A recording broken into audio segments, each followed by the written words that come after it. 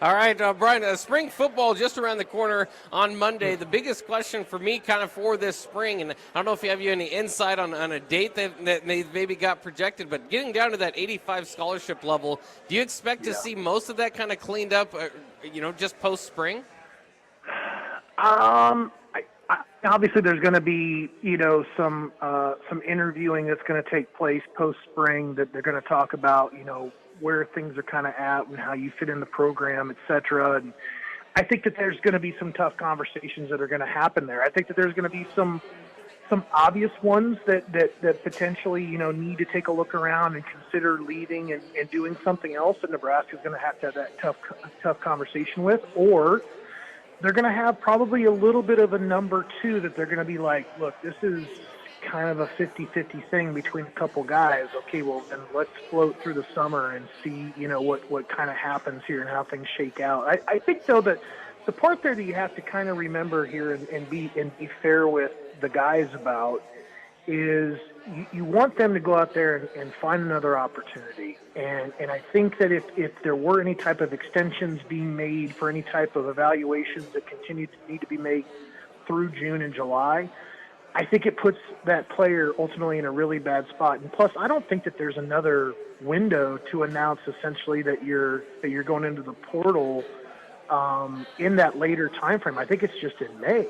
So I think that that's something that Nebraska has to kind of get down that number with. And I'm sure that they've got a great established data set, coming out of winter conditioning, coming out of those voluntary workouts that were happening in December and January. And they know who the athletic guys are. They know who the guys are that are going to give you the effort behind closed doors. And now they need to kind of carry that forward. And they got to hope that the ball players are also those same guys. And I think that that's going to be kind of an association, right? Like, is this person on that side that basically was putting forth the effort, and then they're now all the guys that I can see them in the top two at their position, because those are going to be really, really easy to kind of go through and filter. The ones that are going to get tough are the workout warriors that maybe aren't, one of the better players at their position necessarily. And that part right there, I think, is going to get a little bit tough for Nebraska to have to sort through. We're talking with Bryan Munson of Husker Online and On 3 here as we get ready for spring ball. Bryan, of all the kind of the newcomers that we'll see, I guess you probably don't have the list right in front of you, but how many of those guys are going to be able to participate in spring ball, and who do you expect to kind of flash a little bit? Yeah, I've got kind of the list in front of me, and obviously there's been a lot of talk about all the portal transfers, so I don't think I need to kind of, talk those guys through very much. Like that's not really necessary. I mean, I think people can really suspect that most of those guys are gonna play a role. But then you start talking about the guys that are enrolled early. There's 7 guys that are there already that are on campus. You got Safela and Boodle and Wallen and Gatula and Noonan, Lenhart and Uben Milan. I think Uben Milan is an interesting cat, man, because it really kind of depends on where Nebraska sees him at. I think he had that body and that frame that he could really, put on some pounds very, very quickly. It's obviously an interesting spot when you start talking about the vacancies that are there with Mathis and Tanner and Nelson all being gone. And I know Lenhart's got his eyes on that one as well, and so should a guy like Noonan and Kai Wallen for that matter. I mean, they all want to kind of come in there and impress and see how things are going to kind of work. Now, Maverick is really more hand in the dirt, while I see Lenhart could be a hand in the dirt, potentially a 2-point guy playing outside. Uben Milan and Wallen to me are more of a 2-point kind of walk-up outside guy, but maybe Wallen could put his hand in the dirt too. I think that gets really kind of interesting where you see how some of those guys that are all classified as edge see where they kind of fit within the defensive structure and what Nebraska is going to kind of put out there. I mean, I think guys like Boodle and Safela, like those guys are going to be fun to kind of see. But I think obviously there's some guys there that they're competing with, and I think that you just kind of hope that they can come in there and shine a little bit athletically. give the coaches something else to kind of think about, that whether or not they got a couple of good guys in the program in that 2023 class that obviously I think we all feel pretty good about. And then I think you scan on down to those early enroller portal guys, and I think that everybody's excited about Gilbert, and everybody's excited about like Judy and Sims and Borders and guys that we've been talking about. And I think that there's some people out there that, pay close attention to a guy like Josh Fleeks. Josh Fleeks is going to be a really interesting guy coming from a rural system in Waco before and coming to Nebraska and trying to set the culture in the locker room. He's really an extension of that coaching staff, and he really is going to be going about doing his business the way that Rule and his staff, want all the players to go about doing their business. So it's going to be fun to watch.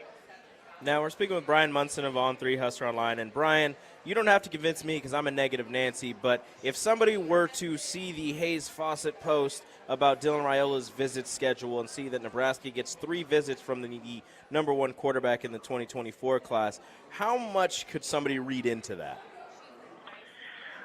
I think quite a bit. I mean, I've read and heard and seen just about everything with Dylan Raiola. Look, he's going to go. He's going to go everywhere, and the ebb and flow roller coaster that people are going to have to go through when it comes to predictions changing, the prediction meter if we're on 3, going up and down with every single visit. It's all baked in here. This is going to be such a up and down process. I think for Nebraska fans, it's going to be way more intense than anything that we talked about last year with Malachi Coleman. It's going to be way more intense than that, because every egg that basically of the 2024 class, the recruiting class, not just quarterback, let's just say class, is in the Raiola bucket right now. It's in that basket. Like we've got to go ahead and admit like how pivotal or how big of a commitment this could be to Nebraska's 2024 class. So I don't think I would make too much of the visits. I think that obviously they have an ability to do that. That comes from Dad having a great professional career in the pros. They've got a means to jump on a flight on a Friday night at midnight, get out of Phoenix last second to get to Lincoln. They're going to have that ability to do stuff that they've announced months in advance, and they're going to have the ability that on a whim, and they're not doing anything on a Thursday or Friday night, they can get out of town whenever they want to. And I totally expect that that's going to happen too. So I don't think I think I would just kind of buckle up, see where it goes. I think that there's going to be some great indicators along the way, but I think Nebraska fans have to feel good about the way things are kind of trending anyway with the amount of visits and when he's coming in, and all the other guys that want to go to Nebraska and check it out to see how serious Dylan Raiola is about becoming a Cornhusker. And, of course, kind of along those lines, they've got this big recruiting visit. Well, I mean, we'll talk about it next week for sure. All the names coming in. We talked about needing a list earlier. This is quite the list. Is Nebraska, and you're saying a lot of that's tied with Raiola, do you expect some commitments out of that? I mean, it's a lot of people visiting, a lot of big names. Should Nebraska fans hope for some commitments out of that weekend? Somebody else asked me that question online yesterday, and honestly, I haven't given it much thought because I've just been putting names onto the list. I've been really astonished with what Rule and his staff have been able to kind of build in just 4 months. I mean, I think that the comparison here, obviously, is that, the previous staff was there for however long, and you got this infusion of guys that were recruiting very well with Bush and Applewhite and Joseph last December. And we thought things were really trending up. And then when you even take a look at the trending up aspect, and compare the trajectory of that with what's going on next weekend, they don't compare very well. I mean, this is really an exciting group to get fired up about. There's a couple guys that I would maybe tell people to be on commitment watch for, but it's not going to be the guys I think that everybody hopes would fall, like a Williams Nowerney or a Raiola or a Ryan Pelham or a Nigel Smith. Like, those are not going to be the guys that are going to decide anything next week. But you've got Gibson Pyle that's coming back for his second trip in about a month.